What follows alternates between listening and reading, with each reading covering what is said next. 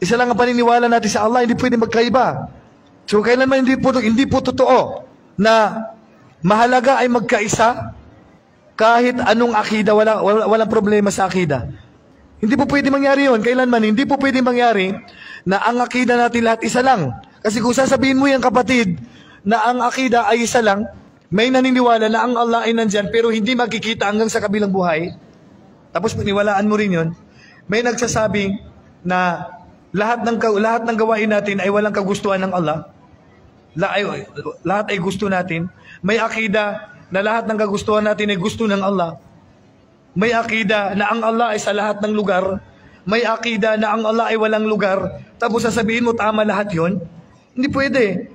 So unawain natin ang Quran at Sunnah, hindi para paghiwa-hiwalayin tayo mga kapatid. Kasi may mga kapatid tayo ngayon, alam ko po, na galit, lalong-lalo na po sa akin, na pinagwawatak-watak ko ang umma. Hindi ko po pinagwawatak-watak. Itinutuwid lang po natin yung maling paniniwala.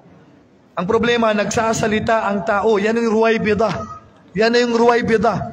Darating, sayati zamanun, ala ummati, sanawatun, khadda'at. Darating sa umma ko, sabi ng propeta, ang mga taon na mababaliktad ang katotohanan.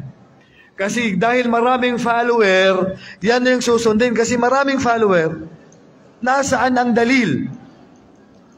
Nawawala ang dalil. Ang pasihan ngayon, dahil sikat, dahil kilala, dahil maraming follower, na hindi mo nga alam saan nakatapos yan eh. Ba't di mo tanungin? Anong akida mo? Saan ka nakapagtapos? Baka mamaya yung pinafollow mo, pati Arabic, di marunong. Paano di maunawan yung Quran at Sunnah, hindi marunong mag-Arabic? So napakahalaga po mga kapatid ng akida, kaya mag-aral tayo. Mag-aral tayo, saliksikin natin ang ating religion, unawain natin ang Quran at Sunnah, ayon sa pagkaunawa ng mga sahaba, mga tabi'in at tabi'in. Hindi ka maliligaw. At hindi ang pagkaunawa ng mga tao ngayon. So yun lang, mag-aral tayo. Tanungin natin akida lang pinapalo natin. Mahalaga po yun. Hindi po pwede na ang lecturer mo, hindi mo alam akida niya. Hindi pwede yun. Kailangan alam mo ano akida niya. Napakahalaga ngayon. Maliligaw po kayo pagka hindi nyo tatanungin. Kasi may akida na mumurahin ng sahaba.